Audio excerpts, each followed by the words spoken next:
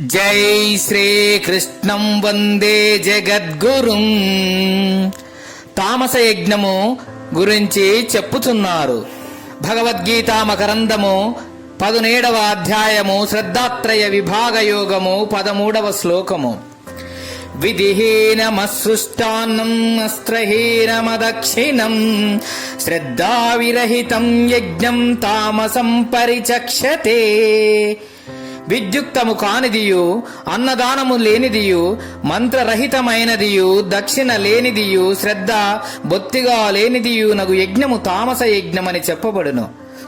అసృష్టాన్నం అన్నదానమన్నది అనుష్ఠాన వేదాంతము యొక్క ఒకానొక స్వరూపము. సర్వభూతముల యందును పరమాత్మ కలడను సత్యము అనుభూతమునర్చుకొనిన వాడు పరోపకారము తప్పక చేయును. అది ఆచరణ వేదాంతము. అందువలననే కాబోలు అన్ని పుణ్యకార్యముల యందును, శ్రద్ధాదుల యందును, యజ్ఞముల యందును అన్నదానమును పెద్దలు విధించిరి. తన వలనే ఎల్ల ప్రాణులను చూసునట్టి గొప్ప సాధన ఈ అన్నదాన కార్యమున లెస్సగా అనుభవమునకు రాగలదు. కావున ఎట్టి పవిత్రమగు అంగము కొరత పడిన యజ్ఞము తామసమేయని భగవానుడు పలికెను. అదక్షిణం ఇదియు పైన తెలిపిన అన్నదానమును బోలినది.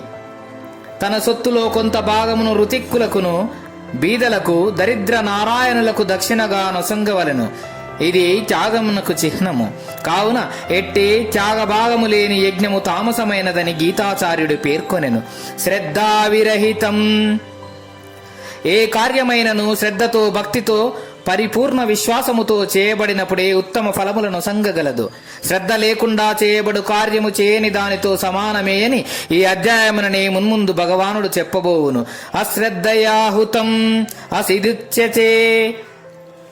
కావున శ్రద్ధారాహిత్యమును, తామస ప్రవృత్తిని విడనాడి జనులు శ్రద్ధ సమన్వితాయుతులై సమస్త కార్యములను ఆచరించి ఉత్తమ ఫలములను పొందవలయును. తామస యజ్ఞం ఎట్టిది?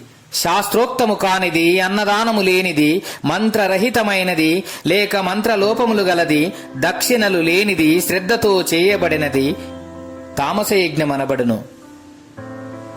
భగవద్గీత మకరందము. జై శ్రీకృష్ణం వందే జగద్గురుం.